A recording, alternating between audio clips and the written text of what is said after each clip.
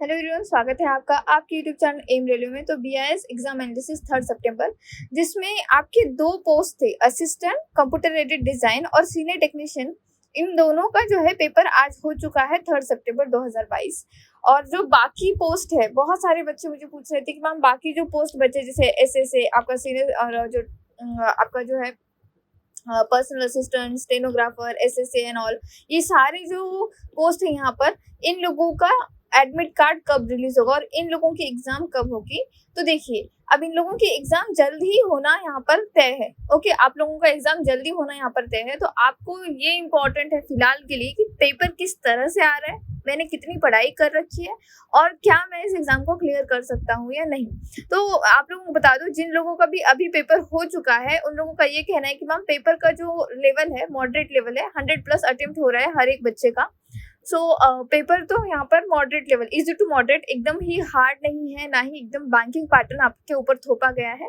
सब कुछ मैं आप बताऊंगी डिटेल में, 1 बाय 1 हर एक टॉपिक के ऊपर किस तरह से क्वेश्चन आ रहे हैं ये भी बात करेंगे हम लोग। तो यही बताना चाहूंगी कि जिन लोगों का अभी पेपर हो चुका है रिलैक्स हो जाइए, लेकिन जिन लोगों का पेपर अभी होना है प्लीज पढ़ाई शुरू कर दीजिए। ऑलरेडी आप लोगों ने पढ़ाई कर रखी होगी, अगर नहीं पढ़ाई कर रखी तो प्लीज कर दीजिए। और जो जिन लोगों ने पढ़ाई कर रखी है, जो भी मेरे पेड बैच में पहले से ही इनरोल थे, उन लोगों को मैं बस इतना कहना चाहूंगी, आपने जो पढ़ा है उससे बाहर एक शब्द भी नहीं आ रहा है। ओके, आपको बस रिवीजन करना है, दैट्स इट।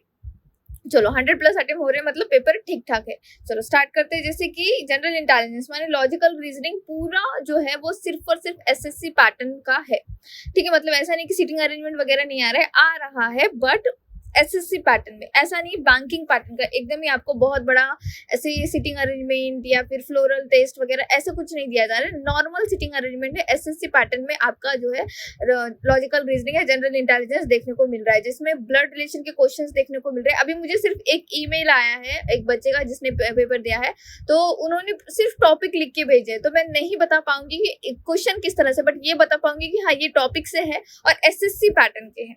ठीक है, बैंकिंग पैटर्न के नहीं है। तो ब्लड रिलेशन से क्वेश्चन है, सीटिंग अरेंजमेंट से क्वेश्चन आया है यहाँ पर। ओके, सीटिंग अरेंजमेंट से क्वेश्चन आया है, डायरेक्शन डिस्टेंस से क्वेश्चन है, रैंकिंग से क्वेश्चन है कि ये इससे बड़ा, ये इससे बड़ा, ये इससे बड़ा, तो फिर कौन बड़ा, इस तरह के क्वेश्चन है। देन कोडिंग डिकोडिंग से क्वेश्चन है। तो आप यहाँ पर देख सकते हो कि ऑलमोस्ट पैटर्न जो है वो एसएससी का फॉलो किया गया है। आप लोगों को डरने की जरूरत नहीं है, आईबीपीएस भले पेपर ले रहा हो लेकिन पैटर्न जो है वो एसएससी का फॉलो किया गया है।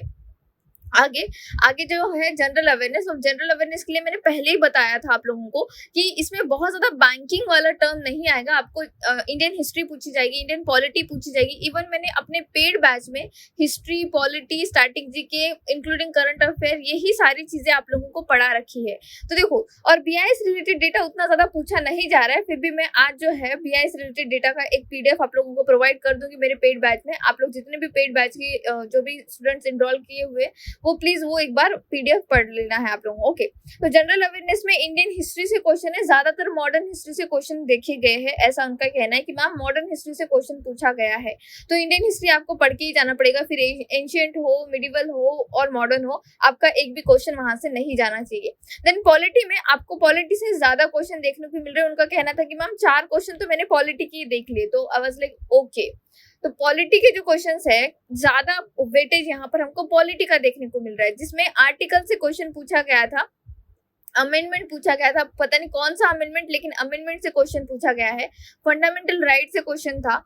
3 शिफ्ट में पेपर हुए थे, दैट्स वाई अलग अलग शिफ्ट का एक, लेकिन मुझे जो आ रखा है वो सेकंड शिफ्ट का जो है, जिन लोगों ने जिस बच्चे ने पेपर दिया था वो सेकंड शिफ्ट का एनालिसिस बता रही हूँ मैं ये।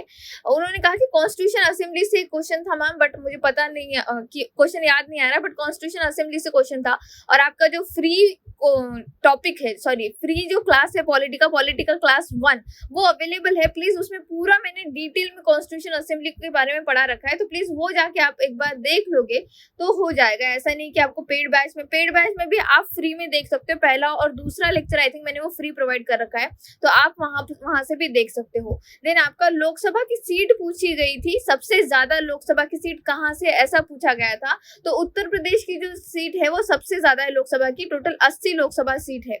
तो अब आपको क्या करना है कि लोकसभा की सीट्स सारे राज्यों की आपको याद कर लेनी है। ठीक है, लोकसभा की सीट सारे राज्यों की आपको याद करनी ही होगी, अदरवाइज नहीं लाइक आप लोग स्कोर नहीं कर पाओगे इस टॉपिक में, एक मार्क्स ऐसे ही निकल जाएगा।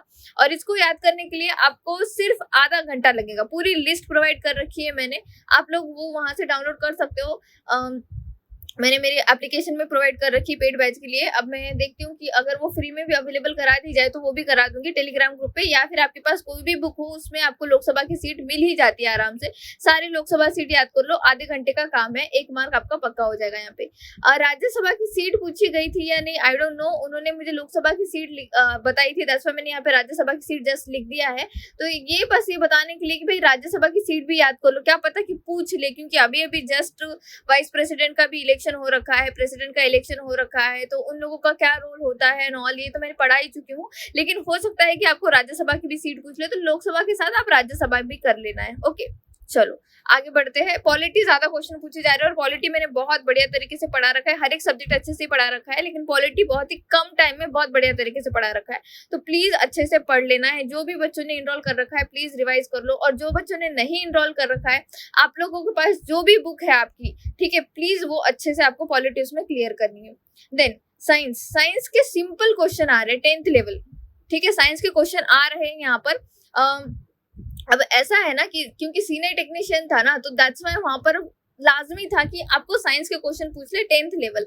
बट पता नहीं कि आने वाला जो है पर्सनल असिस्टेंट, स्टेनोग्राफर, ऐसे तो वहां पर साइंस के क्वेश्चन पूछे जाएंगे या नहीं I don't know about it. But यहाँ पर इन्होंने कहा है कि मैम साइंस के क्वेश्चन थे लेकिन बहुत ही ज्यादा नॉर्मल थे, जैसे ओम्स लॉ के ऊपर एक क्वेश्चन था, ऐसे उनका कहना है, और कोई कार्बोहाइड्रेट पूछा गया था, पता नहीं कौन सा कार्बोहाइड्रेट, तो उन्होंने बस इतना लिखा है वहां पे कि मैम एक कार्बोहाइड्रेट से क्वेश्चन था और एक ओम्स लॉ से क्वेश्चन था। तो मैंने बोला ओके साइंस से भी क्वेश्चन आ रहे, बच्चों को बताना पड़ेगा। तो यही बात है कि साइंस से भी क्वेश्चन आ रहे हैं, तो आपको इतना पूरा साइंस नहीं पढ़ते बैठना है, डोंट वरी। अभी टाइम आप लोगों के पास कम है, तो आपको इतना टेंशन नहीं लेना है कि मैम मैं पूरा साइंस पढ़ लूं, नहीं, साइंस पढ़ना ही नहीं है, आपको आ जाएगा। 10th लेवल का है, आप लोगों ने कभी ना कभी जिंदगी में पढ़ा ही होगा साइंस, वो चीजें आ जाएगी, सबकॉन्शियस माइंड वहां पर आपको याद दिला देगा। हाँ अगर कभी जिंदगी में नहीं पढ़ा है तो फिर थोड़ा सा तो पढ़ना पड़ेगा, लेकिन इतना भी जोर लगाने की जरूरत नहीं है आप लोगों को। उतना ही टाइम आप मैथमेटिक्स और रीजनिंग को दे दोगे तो बढ़िया रहेगा। अभी पूरा एकदम से नहीं होता है, थ्योरी जो सब्जेक्ट्स होते हैं उसको 0 से हीरो बनने में बहुत टाइम लग जाता है, तो don't go for that, just focus on reasoning and aptitude, और जितना मैंने पढ़ा रखा है उतना पढ़ लो, काफी है। ज्योग्राफी से क्वेश्चन था कि ट्रॉपिक ऑफ कैंसर से क्वेश्चन था। अब ये जो कर्क रेखा है उससे क्या क्वेश्चन था उन्होंने नहीं बताया, लेकिन ट्रॉपिक ऑफ कैंसर से क्वेश्चन था, ऐसा उनका कहना है। तो मे भी हो सकता है कि कितने राज्यों से होके गुजर रहा है, या फिर इंडिया से होके गुजरता है या नहीं। तो ज्योग्राफी से इतने ज्यादा क्वेश्चन देखने को नहीं मिल रहे हैं, फिर भी आप लोग एक काम कर सकते हो कि जो मोटा मोटा ज्योग्राफी है उतना एक बार देख लो कि हमारा जो है एरिया के हिसाब से कितना नंबर आता है, हम लोग कितना जो है दुनिया का कितना एरिया, कितना परसेंटेज ऑफ एरिया हम कवर करते हैं इंडिया एज इंडिया। सबसे बड़ा स्टेट कौन सा है, सबसे छोटा स्टेट कौन सा है, क्या कहते हैं उसको, पॉपुलेशन के हिसाब से सबसे बड़ा स्टेट, सबसे ज्यादा पॉपुलेशन कहाँ पे, सबसे कम पॉपुलेशन कहाँ पे, ये जो नॉर्मल है, नॉर्मल जीके जो है मेरे बुक में भी अवेलेबल है, अब वो भी पढ़ लोगे तो मोर देन इनफ हो जाएगा आप लोगों को। इकोनॉमी से कुछ भी क्वेश्चन नहीं था यहाँ पे, ठीक है, भले IBPS पेपर ले रहा हो और आप लोगों को लग रहा होगा कि मैम इकोनॉमिक्स से क्वेश्चन आएगा, ये फलाना ढिमकाना पूछ लेगा, GDP GNP, तो इकोनॉमिक्स से कोई भी क्वेश्चन नहीं था। तो आप लोग चाहो तो इकोनॉमी का कर सकते हो, नहीं चाहो तो भी कोई प्रॉब्लम नहीं है, क्योंकि इकोनॉमी से क्वेश्चन देखने को नहीं मिल रहे हैं। फेस्टिवल से एक क्वेश्चन था, ऐसा कहना है, कौन सा फेस्टिवल था ये I don't know, I am sorry, गलत इन्फॉर्मेशन देने का कोई इरादा नहीं है। फेस्टिवल से क्वेश्चन था बट पता नहीं कौन सा फेस्टिवल, तो आपको एक पूरी लिस्ट याद कर लेनी कि कौन से स्टेट में कौन सा फेस्टिवल मनाया जाता है। और मैं आप लोगों को बताऊंगी कि कौन से स्टेट करना है। सबसे पहले तो नॉर्थ ईस्ट जो स्टेट है वो कर लो, ठीक है, नॉर्थ ईस्ट स्टेट के जो फेस्टिवल है वो हम लोगों को पता नहीं होते हैं, ठीक है, पता नहीं होते, और वहीं से क्वेश्चन पूछा जाता है। और नॉर्थ ईस्ट के जैसे ही आप कंप्लीट कर लेते हो 8 जो स्टेट्स है वो पूरा कंप्लीट करने के बाद आपको एक काम करना है, वेस्ट बंगाल को भी साथ में, आपके वहां के जितने भी फेस्टिवल है वो पूरे याद कर लो, and then go for South India, ठीक है, साउथ इंडिया के जितने भी फेस्टिवल है वो याद कर लो, दैट्स इट। नॉर्थ इंडिया के पूछता ही नहीं है, नॉर्थ इंडिया के पूछता ही नहीं है, महाराष्ट्र का भी नहीं पूछता है, आपको सिर्फ ये 4-5 जो स्टेट्स है, ठीक है, ये नॉर्थ ईस्ट के पूरे स्टेट 8 स्टेट वहां के पूछ लिया, वेस्ट बंगाल का पूछ लेता है और साउथ इंडिया का पूछ लेता है। महाराष्ट्र का भी नहीं पूछता है, मतलब लाइक महाराष्ट्र नहीं पूछता है, मध्य प्रदेश में नहीं, ऊपर जो अपर जो है इंडिया का नॉर्थ साइड जो है उसका फेस्टिवल कभी भी नहीं पूछता एग्जामिनर, क्योंकि वो बहुत नॉर्मल है, बहुत ही ज्यादा नॉर्मल, सबको पता हो जाता है, दैट्स व्हाई वो नहीं पूछता है। हाँ, अगर पेपर बहुत ही ज्यादा इजी अगर सेट करेगा तभी पूछ लेगा, अनटिल एंड अनलेस आप लोगों को वहां पे ज्यादा एफर्ट लेने की जरूरत होती नहीं है, क्योंकि नॉर्थ के जो फेस्टिवल है हमारे कानों में आते रहते हैं, हम लोग उनको सुनते रहते, तो it's not big deal. But north east के हमको पूरे फेस्टिवल याद कर लेने हैं, मतलब कर लेने हैं। देन करंट अफेयर, अब देखो करंट अफेयर को इतना ज्यादा डर रहे थे बच्चे कि मैम करंट अफेयर पूरा डिटेल में पढ़ना पड़ेगा क्या। आई टोल्ड देम कि करंट अफेयर इतना ज्यादा नहीं पूछेगा, यहाँ पर जीके जो है वो स्टैटिक पोर्शन को ज्यादा यहाँ पर इंटरलिंक किया गया है, मतलब हिस्ट्री, पॉलिटी, इस तरह के जो है टॉपिक्स को उन्होंने उठाया है। तो आपको बस इतना करना है, करंट अफेयर जो मैंने पढ़ा रखा है आप लोगों को मोर देन इनफ है। मैं अभी देखती हूँ कि मेरे पॉसिबल होगा तो मैं करंट अफेयर की पीडीएफ भी प्रोवाइड कर दूंगी टेलीग्राम ग्रुप पे, उतना भी पढ़ लोगे तो मोर देन इनफ है, उससे ज्यादा कुछ पढ़ने की जरूरत है नहीं। ओके, करंट अफेयर 20-21 का पूछा, सॉरी 21-22 का पूछा जा रहा है, और बहुत ज्यादा लाइक इंपॉर्टेंट करंट अफेयर जो आपके कानों में आकर गया होगा, मतलब आपने सुना ही होगा, इस तरह का करंट अफेयर ही होगा, क्योंकि उन्होंने कहा कि मैम करंट अफेयर से ज्यादा क्वेश्चन देखने को नहीं मिल रहे, सिर्फ 2 क्वेश्चन उन्होंने कहा कि करंट अफेयर से आएंगे। तो करंट अफेयर मतलब 2 क्वेश्चन करंट अफेयर से आए थे, तो आपको ज्यादा यहाँ पर टेंशन लेना नहीं है, करंट अफेयर के ज्यादा क्वेश्चन नहीं है यहाँ पर। डेज एंड थीम से क्वेश्चन उन्होंने कहा कि हाँ मैम डेज एंड थीम से क्वेश्चन था, अब कौन सा डे था ये पता नहीं है, तो डेज एंड थीम्स आपको याद करके जाना है, इसी एग्जाम के लिए नहीं बाकी सारे एग्जाम्स के लिए डेज एंड थीम्स बहुत ही ज्यादा इंपॉर्टेंट होता है।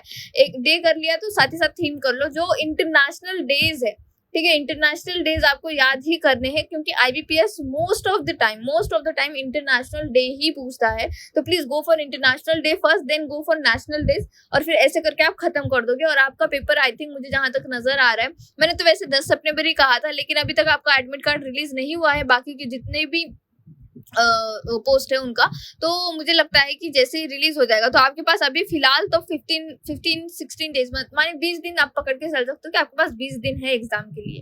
नीति आयोग से क्वेश्चन था, अब नीति आयोग से क्या क्वेश्चन था आई हैव नो आइडिया, लेकिन नीति आयोग का मे भी हो सकता है, अभी जस्ट सीईओ चेंज हो रखे हैं, चेयरमैन जो है, अभी चेयरमैन तो पता है आप लोगों का प्राइम मिनिस्टर होता है, लेकिन जो वाइस चेयरमैन उनकी अपॉइंटमेंट हो रखी है, तो मे भी वहां से क्वेश्चन हो सकता है, जो एकदम ही रिसेंट वन है वहां से क्वेश्चन हो सकता है। अदरवाइज लाइक नीति आयोग से पूछा गया तो फिर स्टैटिक पोर्शन पूछा जाएगा, भाई नीति आयोग कब स्टैब्लिश हुआ था, तो ये 1 जनवरी 2015 को स्टैब्लिश हुआ था। अगर ये नहीं तो फिर ये पूछा जा सकता है कि नीति आयोग ने किसको रिप्लेस किया था, तो ये प्लानिंग कमीशन को इसने रिप्लेस किया था, ठीक है, किसको रिप्लेस किया था, प्लानिंग कमीशन को रिप्लेस किया था। अच्छा, प्लानिंग कमीशन कब बना था, 1950 में बना था, तो ये सारी चीजें जवाहरलाल नेहरू के टाइम पे, और फिर जो नीति आयोग है वो किस टाइम पे बना था, तो हमारे जो मोदी जी है उनके टाइम पे बना है। मोदी जी ने नीति आयोग को बनाने के लिए क्या बात रखी थी, जो top to bottom, bottom to top वाला जो प्रोसीजर है, वो सारी चीजें माने जो जिस वजह से नीति आयोग बनाया गया है। और ये भी पूछा जा सकता है कि नीति आयोग क्या एक कॉन्स्टिट्यूशनल बॉडी है, तो आपको लिखना है नहीं, अगर होती तो चेंज करने में फिर बहुत ज्यादा टाइम लग जाता। अभी नीति आयोग है, अगर सरकार चेंज हो जाए तो नीति आयोग को ही बदल देगी, दूसरा कुछ कर सकती है, तो ये सारी चीजें, नीति आयोग का फुल फॉर्म एंड ऑल, तो ये सारी चीजें आप लोगों को आनी चाहिए। नेक्स्ट टॉपिक यहाँ पे जनरल एप्टीट्यूड। तो देखो जनरल एप्टीट्यूड जो है आपका मैथमेटिक्स, वो भी पूरा आपका एसएससी पैटर्न है, यहाँ पे कुछ भी आपको बैंकिंग पैटर्न देखने को नहीं मिल रहा है, इतना डरने की बात नहीं है। जैसे कि बॉडमॉस से क्वेश्चन आ रहा है आप लोगों को, मतलब सिंप्लीफिकेशन से क्वेश्चन आ रहा है, तो सिंप्लीफिकेशन अच्छे से करके जाना है। देन नंबर सिस्टम से क्वेश्चन है, square root and cube root से क्वेश्चन है, ठीक है। डिविजिबिलिटी से क्वेश्चन है कि कोई टर्म दे देगा आपको, बोलेगा कि क्या ये इससे डिविजिबल है, कोई भी एक नंबर दे सकता है, डिविजिबिलिटी से क्वेश्चन है। प्रॉफिट एंड लॉस से क्वेश्चन है, उन्होंने कहा कि प्रॉफिट एंड लॉस का क्वेश्चन जो था वो थोड़ा सा लेंदी था मैडम, तो प्रॉफिट एंड लॉस का क्वेश्चन मुझे करने में थोड़ा सा डिफिकल्टी हुई, तो मैंने उसको सॉल्व ही नहीं किया इस तरह से कुछ। देन वो उनका ये कहना था कि मैम मैथमेटिक्स थोड़ा लेंदी लगा, बट अब जिन लोगों की प्रैक्टिस बढ़िया है, जिन लोगों को सब कुछ आता है, उन लोगों को उतना कुछ डिफिकल्ट नहीं जाएगा, मेरी अगर लाइक एक्सपीरियंस से बताऊं तो, क्योंकि मैंने जो उसका पीवाई पे देख रखा है तो मैथ इतना ज्यादा हार्ड नहीं है, लेकिन हाँ जिनका प्रैक्टिस नहीं है उनको थोड़ा सा टाइम यहाँ पे लग सकता है। टाइम एंड वर्क से क्वेश्चन था, टाइम एंड वर्क में क्वेश्चन कुछ इस तरह से आते हैं जैसे कि भाई एक जैसे ए एंड बी काम कर रहे साथ मिलके, सी उसके साथ मिल गया तो कितने दिनों में काम होगा, इस तरह से। तो टाइम एंड वर्क के वही 4-5 टाइप्स होते हैं, वही घुमा घुमा कर पूछा जाता है, वही आपको अच्छे से करके जाना है। देन स्पीड टाइम डिस्टेंस से क्वेश्चन आया था, ठीक है। बोट एंड स्ट्रीम ये एक ही साथ आता है वैसे देखा जाए तो, time and work and boat and stream एक ही साथ है। अगर स्पीड टाइम डिस्टेंस कर लिया तो आप लोग बोट एंड स्ट्रीम कर सकते हो आराम से। देन परसेंटेज से क्वेश्चन पूछा गया था। अच्छा, यहाँ पर एडवांस मैथमेटिक्स से क्वेश्चन पूछा गया है। अब एडवांस मैथमेटिक्स से क्या क्वेश्चन पूछा गया है, तो ट्रिगोनोमेट्री में थीटा का वैल्यू निकालने के लिए कहा गया था।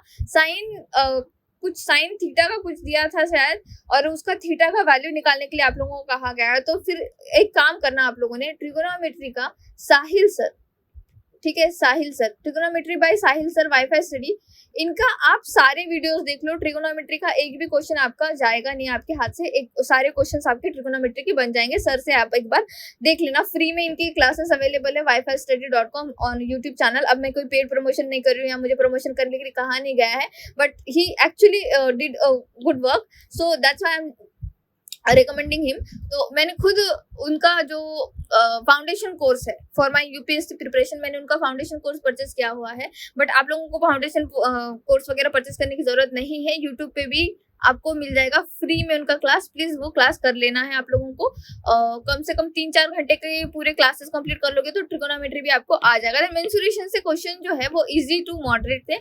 अब मेंसुरेशन से में आपको क्या करना है, देखो आपको सारे फॉर्मूले रट लेना है, ठीक है, सारे फॉर्मूले रट लो। सारे फॉर्मूले रट लोगे, वॉल्यूम एंड ऑल, एरिया इसका, तो आपको पेरीमीटर एंड ऑल, तो आपको इजीली क्वेश्चंस बन जाएंगे। इतने हार्ड क्वेश्चन नहीं पूछे जा रहे जैसे एसएससी सीजीएल में वगैरह पूछा जाता है, उतना हार्ड नहीं एडवांस पूछा जा रहा है यहाँ पे। तो यहाँ से ही आप समझ सकते हो कि हाँ यार एसएससी पैटर्न ही फॉलो किया गया है। अगर बैंकिंग पैटर्न फॉलो करते तो एडवांस से क्वेश्चन आता ही नहीं, ठीक है। तो यहाँ पे एडवांस से क्वेश्चन आ रखा है। मिक्सचर एंड एलिगेशन से क्वेश्चन, अच्छा ये यहाँ तक ही एडवांस। मिक्सचर एंड एलिगेशन से क्वेश्चन आ रखा है। सिंप्लीफिकेशन तो बात कर ली मैंने यहाँ पे। नंबर सिस्टम से क्वेश्चन आ रखा है, तो वही सिंप्लीफिकेशन से क्वेश्चन आ रखे हैं यहाँ पे, तो सिंप्लीफिकेशन भी अच्छे से करके जाना है आप लोगों को। नेक्स्ट टॉपिक यहाँ पे इंग्लिश लैंग्वेज। अब इंग्लिश लैंग्वेज जो है ये इजी आ रहा है, ठीक है, ये इजी क्वेश्चन पूछे जा रहे हैं यहाँ पे। बच्चे सबसे ज्यादा इंग्लिश में ही जो है सॉल्व करके आ रहे हैं। उनका कहना है कि मैम इंग्लिश का जो पोर्शन था वो मेरे से पहले जो शिफ्ट थी उसमें भी आसान था, और मेरे शिफ्ट में भी इंग्लिश का जो पोर्शन था वो बहुत ही आसान था, तो मैंने अच्छे से ही पूरा सॉल्व किया। तो इंग्लिश का जो पोर्शन है वो इजी आ रहा है, ठीक है, जो वो है इजी आ रहा है, जिसमें एरर, स्पॉट द एरर आपको क्वेश्चन पूछा जा रहा है। एरर से क्वेश्चन है, एंटोनिम सिनोनिम से क्वेश्चन है। ये तो देखो फिर कोई भी इंग्लिश का पेपर हो, एंटोनिम सिनोनिम से आपको क्वेश्चन मिलेगा ही मिलेगा। देन कॉम्प्रहेंशन से क्वेश्चन है, ठीक है, पैसेज, एक छोटा सा पैसेज दिया गया है उसमें आपको क्वेश्चन पूछे जा रहे हैं। देन पैरा जंबल से क्वेश्चन है, वन वर्ड सब्स्टिट्यूशन से क्वेश्चन है, और स्पेलिंग एरर से क्वेश्चन है। तो ये जो इंग्लिश है वो नॉर्मल है। कॉम्प्रहेंशन अगर अच्छा है तो आप बहुत सारे क्वेश्चन यहाँ पे कर लोगे, ठीक है, इंग्लिश के बहुत सारे क्वेश्चन आप यहाँ पे कंप्लीट कर लोगे। लेकिन कॉम्प्रहेंशन अच्छा नहीं तो बहुत ज्यादा प्रॉब्लम हो सकती है। तो प्लीज कॉम्प्रहेंशन अभी तो क्या मैं आप लोगों को ये कहूंगी कि आप लोग एक काम करो, वन वर्ड सब्स्टिट्यूशन अच्छे से याद कर लेना, आपको इडियम एंड फ्रेजेस अच्छे से याद कर लेना आप लोगों को। एंटोनिम सिनोनिम्स, देखो एंटोनिम सिनोनिम्स कोई भी एग्जाम दो आपको करना ही पड़ता है, तो एंटोनिम सिनोनिम्स याद कर लो। बाकी एरर तो देखो ये आपका कॉम्प्रहेंशन से ही आता है, मतलब पढ़ पढ़ के आप लोगों को पता चल जाता है कि हाँ यहाँ पे कुछ एरर है, कुछ ग्रामेटिकल एरर आप पता नहीं पाओगे, लेकिन आप इतना बता पाओगे हाँ ये जो पार्ट है इस सेंटेंस का यहाँ पे थोड़ा सा एरर नजर आ रहा है। और वहां पे एग्जामिनर आपको ग्रामेटिकल एरर थोड़ी पूछेगा, मतलब बैठ के ये तो नहीं पूछ रहा है कि भाई कैसे किया वहां पे सॉल्व आपने, नहीं। कॉम्प्रहेंशन से मैं आपको बता रही हूँ, मैंने 10वीं के बाद, ठीक है, मैंने 10th के बाद कभी ग्रामर जो है खुद से ऐसे देखा नहीं है, या फिर लाइक कि किसी टीचर से सीखा नहीं है, ठीक है। मैं बस अपना द हिंदू पढ़ती हूँ, द हिंदू से मेरा कॉम्प्रहेंशन इतना बढ़िया हो रखा है। मुझे ये ग्रामेटिकल पूछो तो थोड़ा सा मुझे डिफिकल्ट चला जाता है कि भाई क्या ग्रामेटिकल मिस्टेक है, लेकिन मैं जैसे ही सेंटेंस पढ़ती हूँ मैं बता देती हूँ कि हाँ सेंटेंस में ये वाला जो पोर्शन है यहाँ पे गलती है, और वो सही होता है। तो ये कैसे हो पा रहा है, बिकॉज कॉम्प्रहेंशन पढ़ के जो है, बहुत ज्यादा पढ़ने के बाद आप जब डेली न्यूज़पेपर पढ़ते हो तो आपको समझ में आ जाता है कि हाँ कहाँ पे सेंटेंस का एरर है, कहाँ पे किस तरह का एरर है, ये आप लोग बता पाओगे। तो ये सारी मेरा एनालिसिस था। होप्स हो कि आप लोगों को ये फायदेमंद होगा, और डरने की कोई बात नहीं है, एसएससी का ही पैटर्न फॉलो किया जा रहा है। आप अच्छे से अगर रीजनिंग और एप्टीट्यूड कर लोगे, बाकी तो जीके देखो मैंने बहुत बढ़िया तरीके से पढ़ा रखा है मेरे पेड बैच में। और अगर आप चाहते हो कि अगर आप पढ़ना चाहते हो तो मेरा जीके का बुक परचेस करें ना, वो भी पढ़ लोगे तो मोर देन इनफ है, उससे ज्यादा कुछ आएगा नहीं यहाँ पे जीके के लिए। करंट अफेयर में इतना डरने की जरूरत है नहीं, करंट अफेयर इतना ज्यादा पूछा जा नहीं रहा है, करंट अफेयर बहुत कम पूछा जा रहा है, 2 से 3 क्वेश्चन पूछे जा रहे हैं, तो वो आप लोग कर ही लोगे। जितना इंपॉर्टेंट करंट अफेयर मैंने पढ़ा रखा है वो देखती हूँ मैं अगर प्रोवाइड कर सकूँ यहाँ पे, या फिर मेरे एप्लीकेशन पे, एंड्रॉइड एप्लीकेशन पे, वो मैं प्रोवाइड करती हूँ। ओके बच्चों, thank you so much for watching. Please subscribe my channel, share this video, like this video, please keep revising. Thank you.